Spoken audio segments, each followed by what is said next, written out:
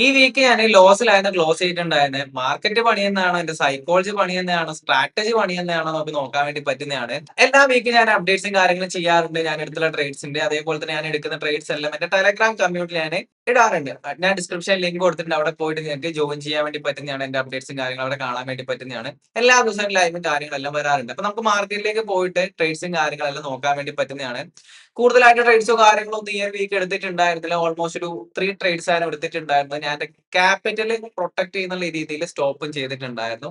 എനിക്ക് ഈ ഒരു വീക്ക് കംപ്ലീറ്റ്ലി ഓക്കെ ആയിരുന്നില്ല. എൻഎഫ്പി വീക്ക് ആയിരുന്നു. എൻഎഫ്പി എന്ന് വെച്ച് കഴിഞ്ഞാൽ ഒരു ഹെവി ന്യൂസ് ആണ്. ഫോറക്സിൽ ഉണ്ടാകുന്ന നോൺ ഫാം എംപ്ലോയ്മെന്റ് റൈറ്റ്സിന്റെ ബേസ് ചെയ്തിട്ട് ഒരു ജോബ് ഡാറ്റ ബേസ് ചെയ്തിട്ട് വരുന്ന ഒരു ന്യൂസും കാര്യങ്ങളൊക്കെയാണ്. ഓക്കെ, അപ്പൊ ഞാൻ മാർക്കറ്റിലേക്ക് പോയിട്ട് ഞാൻ എടുത്തുള്ള ട്രേഡ്സും കാര്യങ്ങളെല്ലാം നിങ്ങൾക്ക് കാണിച്ചു തരുന്നുണ്ടാവും. മൺഡേ എടുത്തുള്ള ഫസ്റ്റ് ട്രേഡ് തന്നെ എനിക്ക് എസ് എൽ ആയിരുന്നു പോയിട്ടുണ്ടായിരുന്നത്. അപ്പൊ ഇതിന്റെ ലോജിക്കും കാര്യങ്ങളും ഞാൻ ഹൈ ടൈം ഫ്രെയിമിലേക്ക് പോയിട്ടൊന്നും പറയുന്നില്ല. ജസ്റ്റ് പറഞ്ഞുതരാം. ഈ ഒരു ഏരിയയിൽ ഞാൻ കണ്ടിന്യൂഷൻ മോഡലായിരുന്നു എക്സ്പെക്ട് ചെയ്തിട്ടുണ്ടായിരുന്നു. ഇവിടെ നമുക്ക് കാണാൻ വേണ്ടി പറ്റും. ലൈവിൽ എടുത്ത ട്രേഡും കൂടിയാണ്. ലിക്വിഡിറ്റി സ്വീപ്പ് ഉണ്ടായിരുന്നു. എക്സാക്ട് നമ്മൾ പറഞ്ഞ പോലെ തന്നെ ഈ ഒരു ഏരിയയിൽ നിന്ന് പ്ലേ അപ്പ് കിട്ടി. ഇവിടെ നമ്മൾ ഒരു ബൈ പ്ലാൻ ക്രിയേറ്റ് ചെയ്തിട്ടുണ്ടായിരുന്നു. പക്ഷെ നമുക്ക് കിട്ടിയിട്ടുണ്ടായിരുന്നില്ല. നല്ലൊരു എക്സ്പാൻഷൻ കിട്ടിയിട്ടുണ്ടായിരുന്നു. ഹവർലിയിലുള്ള ഒരു പി ഡി ആർ ടാപ്പ് ചെയ്തിട്ടുണ്ടായിരുന്നു. ഞാൻ പറഞ്ഞു റിട്രേസ്മെന്റ് നമുക്ക് ട്രേഡ് നോക്കാന്ന് പറഞ്ഞു. ഈ ഒരു വീക്കെൻഡ് ഏരിയാസും ട്രേഡ് എടുത്തിട്ടുണ്ടായിരുന്നു. അത്യാവശ്യം നല്ല രീതിയിൽ കൺസോൾട്ടേഷൻ ചെയ്തു. നമ്മൾ നോർമലി ട്രേഡ്സ് നോക്കാറുള്ളത് 5 വരെയാണ്. ഞാൻ ഒരു 5 ഞാൻ പറഞ്ഞിട്ടുണ്ട്. നമുക്ക് എക്സിറ്റ് ചെയ്ത് കളഞ്ഞേക്കാന്ന് പറയലും അതിനുശേഷം നമുക്ക് ആ ഒരു ബ്രേക്ക് ഈവൻ ഏരിയാസിലേക്ക് ഒന്നും പ്രൈസ് വന്നില്ല. കണ്ടിന്യൂസ്ലി ഡൗൺ സൈഡിലേക്ക് പോയിട്ട് എസ് എൽ ആയിരുന്നു പോയിട്ടുണ്ടായിരുന്നത്. എനിക്ക് ലൂസിംഗ് സ്ട്രീക്ക് വരുന്ന സമയത്ത് ഞാൻ പരമാവധി എന്റെ ട്രേഡ്സ് കട്ട് ചെയ്ത് മാറാനും മാർക്കറ്റിൽ നിന്ന് മാറി നിൽക്കാനും നോക്കാറുണ്ട്. ഓക്കെ, കണ്ടിന്യൂസ്ലി 3 ട്രേഡ്സ്, അതായത് first trade S L, second trade S L, third trade S L ആണെന്നുണ്ടെങ്കിൽ ഞാൻ ആ ഒരു വീക്ക് മാറി നിൽക്കാൻ നോക്കാറുണ്ട്.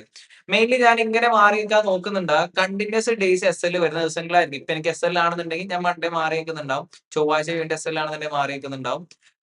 ബുധനാഴ്ചയും എസ് എൽ ആണെന്നുണ്ടെങ്കിൽ ഞാൻ മാറിക്കണം. അങ്ങനെ കണ്ടിന്യൂസ്ലി 3 ഡേയ്സ് എനിക്ക് എസ് എൽ വരുത്താണെന്നുണ്ടെങ്കിൽ ഞാൻ പിന്നെ പോയിട്ട് വ്യാഴവും വെള്ളി ട്രേഡ്സ് ഓപ്പർച്യൂണിറ്റി നോക്കുന്നുണ്ടാവില്ല. ഞാൻ മനസ്സിലാക്കുന്നുണ്ടാവുക എന്റെ ആ ഒരു പ്ലേ അപ്പ് അവിടെ മാർക്കറ്റിൽ വർക്ക്ഔട്ട് ആകുന്നില്ല. ജസ്റ്റ് ഒന്ന് മാറി നിൽക്കുക. അത് നിന്റെ ഇമോഷണൽ സ്റ്റെബിലിറ്റിയും ബെറ്റർ ആക്കുന്നുണ്ടാവും. അതേപോലെ തന്നെ നിന്റെ ക്യാപിറ്റൽ ഇവിടെ പ്രൊട്ടക്ട് ചെയ്യുന്നുണ്ടാവും. നോർമലി ഈ ഒരു വീക്ക് ഞാൻ എങ്ങനെയായിരുന്നു ചെയ്തിട്ടുണ്ടായിരുന്നത്. ട്രേഡ്സിന്റെ എണ്ണം നിങ്ങൾക്ക് കാണാൻ വേണ്ടി പറ്റും. 3 ട്രേഡ്സ് ഞാൻ എടുത്തില്ല. ആ ട്രേഡ്സും കാര്യങ്ങളും നിങ്ങൾക്ക് കാണിച്ചു തരുന്നുണ്ടാവും. ഓക്കെ, അപ്പൊ ഇങ്ങനെ ഫസ്റ്റ് ട്രേഡ് എടുത്തു, എസ് എൽ ആയിരുന്നു പോയിട്ടുണ്ടായിരുന്നു. പലർക്കും പല രീതിയിലായിരിക്കും ട്രേഡ് ഓപ്പർച്യൂണിറ്റി പല ആൾക്കാരോട് സെല് ചെയ്തിട്ടുണ്ട്. ഞാൻ എന്റെ ലോജിക്ക് ബേസ് ചെയ്തിട്ട് ഒരു കണ്ടിന്യൂഷൻ മോഡൽ ബൈ ആയിരുന്നു നോക്കിയിട്ടുണ്ടായിരുന്നു. Liquidity sweep, displacement, retracement, entry ഈ ഒരു ഏരിയാസിന് ഒരു അറ്റ്ലീസ്റ്റ് ഈ ഒരു ലെവൽസ് ഈ ഒരു ബൈ സൈഡ് ലിക്വിഡിറ്റി എയിം ചെയ്തിട്ടുണ്ടായിരുന്നു. ആ രീതിയിൽ ഒരു പമ്പപ്പോ കാര്യങ്ങളോ നമുക്ക് കിട്ടിയിട്ടുണ്ടായിരുന്നില്ല. ഓക്കെ, അപ്പൊ അതിനുശേഷം ഞാൻ ചൊവ്വാഴ്ച നോക്കുന്ന സമയത്ത് ചൊവ്വാഴ്ച എനിക്ക് ട്രേഡ്സോ കാര്യങ്ങളൊന്നും എടുക്കാൻ വേണ്ടി പറ്റിയിട്ടുണ്ടായിരുന്നില്ല. കുറച്ച് തിരക്കും കാര്യങ്ങളിലായിരുന്നു. കുറച്ച് ട്രാവലിംഗ് കാര്യങ്ങളിൽ ഉണ്ടായിരുന്നു. അതേപോലെ തന്നെ ഈ ഒരു ട്രേഡ്സും കാര്യങ്ങളൊക്കെ ഞാൻ ടെലഗ്രാം കമ്മ്യൂണിറ്റിയിൽ ഷെയർ ചെയ്തിട്ടാണ് എക്സാക്ട് നിങ്ങൾക്ക് അവിടെ പോയാൽ കാണാൻ വേണ്ടി പറ്റുന്നതാണ്. എക്സിക്യൂഷൻസും കാര്യങ്ങളും അതേപോലെ ഞാൻ ട്രേഡ് എടുക്കാതിരിക്കുന്നതും ലൈവ് വരാതിരിക്കുന്ന എല്ലാ കാര്യങ്ങളും ഞാൻ അവിടെ അപ്ഡേറ്റ് ചെയ്യാറുണ്ട്. ഓക്കെ, ഓവർ ആയിട്ട് ട്രേഡ്സോ കാര്യങ്ങളോ ഒന്നും എന്റെ ഭാഗത്ത് നിങ്ങൾ കാണുന്നുണ്ടോ? കാരണം എന്ന് വെച്ചാൽ ഞാൻ അത്രയും കുറച്ച് ട്രേഡ്സ് എടുക്കാറുള്ളൂ. വലിയ വിൻ റേറ്റോ കാര്യങ്ങളോ ഒന്നല്ല 1:2 ആണ് നോക്കാറുള്ളത്. ആ റിസ്ക് റിവാർഡ് കീപ്പ് അപ്പ് ചെയ്യലാണെന്നുണ്ടെങ്കിൽ തന്നെ എനിക്ക് വലിയ പ്രോഫിറ്റബിലിറ്റിയിൽ പോകാൻ വേണ്ടി പറ്റുന്നുണ്ടാവില്ല. പക്ഷെ ഒരു മീഡിയം ലെവലിൽ എനിക്ക് പ്രോഫിറ്റബിലിറ്റി തന്നെ കണ്ടിന്യൂ ചെയ്ത് പോകാൻ വേണ്ടി പറ്റുന്നുണ്ടാവും. ലോങ് ടേം റണ്ണിൽ എനിക്ക് നോക്കുന്ന സമയത്ത് ഒരു പ്രോഫിറ്റബിലിറ്റി ഗെയിൻ ചെയ്ത് പോകാൻ വേണ്ടി പറ്റുന്നുണ്ടാവും. സ്ട്രിക്റ്റ് ആയിട്ട് സ്ട്രാറ്റജി ഫോളോ അപ്പ് ചെയ്യലാണെന്നുണ്ടെങ്കിൽ, റിസ്ക് റിവാർഡ് ഫോളോ അപ്പ് ചെയ്യലാണെന്നുണ്ടെങ്കിൽ. അതേപോലെ എനിക്ക് ഈ ഒരു വീക്ക് എനിക്ക് ലോസ് വന്നിട്ട് ഓൾമോസ്റ്റ് 3.4 എന്നുള്ള രീതിയിൽ ഒരു പെർസെന്റേജ് ആണ് എനിക്ക് ലോസ് വന്നിട്ടുള്ളത്. ഫണ്ടർ അക്കൗണ്ട് ബേസ് ചെയ്ത് പറയലാണെന്നുണ്ടെങ്കിൽ, മേജർ അക്കൗണ്ട് പറയലാണെന്നുണ്ടെങ്കിൽ ഇവിടെ 1% ആയിരിക്കും ഞാനൊരു ട്രേഡിൽ റിസ്ക് ചെയ്യുന്നുണ്ടാവും. പക്ഷെ നമുക്കറിയാലോ ഒരു കമ്മീഷൻസ് മറ്റ് സ്പ്രെഡും കാര്യങ്ങളും ബേസ് ചെയ്ത് കുറച്ച് അങ്ങോട്ടോ ഇങ്ങോട്ടോ വോളറ്റിലിറ്റി നമുക്ക് ആഹ് ആ ഒരു പ്രോഫിറ്റ് ആൻഡ് ലോസ് അങ്ങോട്ടും ഇങ്ങോട്ടും മാറുന്നുണ്ടാവും. ഓക്കെ, സെക്കൻഡ് ട്രേഡ് വന്നിട്ടുള്ളത് ബുധനാഴ്ച ആയിരുന്നു വന്നിട്ടുണ്ടായിരുന്നത്. പ്രൈസ് ഇവിടുന്ന് ഡൗൺ സൈഡിലേക്ക് ഒരു മാനിപ്പുലേഷൻ കാണിച്ച ഒരു കണ്ടിന്യൂഷൻ ഇവിടെ നമുക്ക് കാണാൻ വേണ്ടി പറ്റില്ല. ഒരു കണ്ടിന്യൂഷൻ മോഡൽ ഇവിടെ കാണിച്ചു തന്നിട്ടുണ്ടായിരുന്നു. സെയിം ഈ ഒരു കണ്ടിന്യൂഷൻ ബേസ് ചെയ്തിട്ട് ഇവിടെ ഞാനൊരു സെൽ എൻട്രി നോക്കിയിട്ടുണ്ടായിരുന്നു. ഇത് ലൈവിൽ എടുത്ത ട്രേഡ് ആയിരുന്നു. എസ് എൽ പോയതെല്ലാം ലൈവിൽ നിങ്ങൾക്ക് കാണാൻ വേണ്ടി പറ്റുന്നുണ്ടാവും.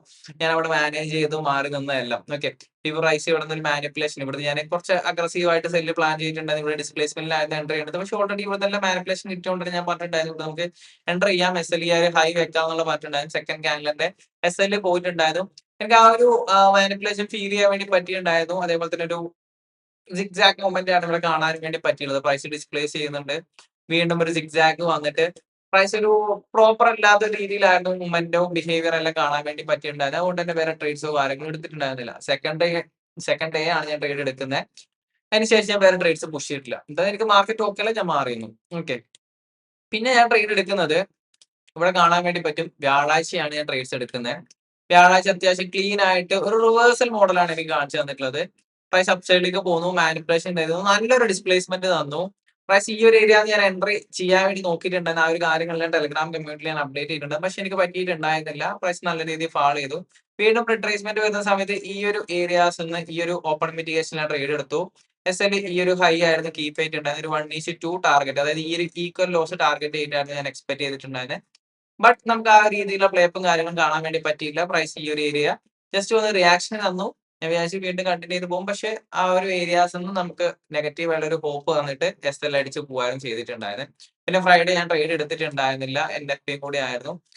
മാർക്കറ്റിൽ വോളറ്റിലിറ്റിയും കാര്യങ്ങളെല്ലാം കാണാൻ വേണ്ടി പറ്റിയിട്ടുണ്ടായിരുന്നു. നല്ല ട്രേഡ്സ് ഒരുപാട് ആൾക്കാർക്ക് എടുക്കാൻ വേണ്ടി പറ്റിയിട്ടുണ്ട്. പക്ഷെ എനിക്ക് എന്റെ സ്ട്രാറ്റജി ബേസ് ചെയ്തിട്ട് നല്ല പ്ലേയർ ഒന്നും കിട്ടിയിട്ടുണ്ടായിരുന്നില്ല. ഒരു മാനിപ്പുലേഷൻ എന്നുള്ള രീതിയിലുള്ള മൂവ്മെന്റ് ആണ് എനിക്ക് ലണ്ടനിൽ കാണാൻ വേണ്ടി പറ്റിയുള്ളത്. ലണ്ടനാണ് കൂടുതൽ ഞാൻ ഫോക്കസ് ചെയ്ത് ട്രേഡ് ചെയ്യാറുള്ളത്. നിങ്ങൾക്ക് കാണാൻ വേണ്ടി പറ്റും.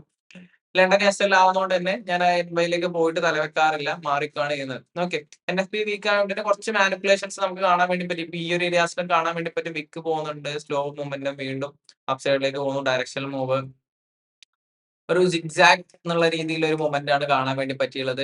ലണ്ടൻ നമുക്കൊരു ചോപ്പിനെസ്സും അതേപോലെ തന്നെ ഒരു എൻട്രി തരാത്തൊരു മോഡലിലാണ് പ്ലേപ്പും കാര്യങ്ങളും കാണിച്ചിട്ടുണ്ടായിരുന്നത്. അപ്പൊ ഈ ഒരു വീക്ക് നോക്കലാണെന്നുണ്ടെങ്കിൽ ഞാൻ ലോസിലാണ് ക്ലോസ് ചെയ്തിട്ടുള്ളത്.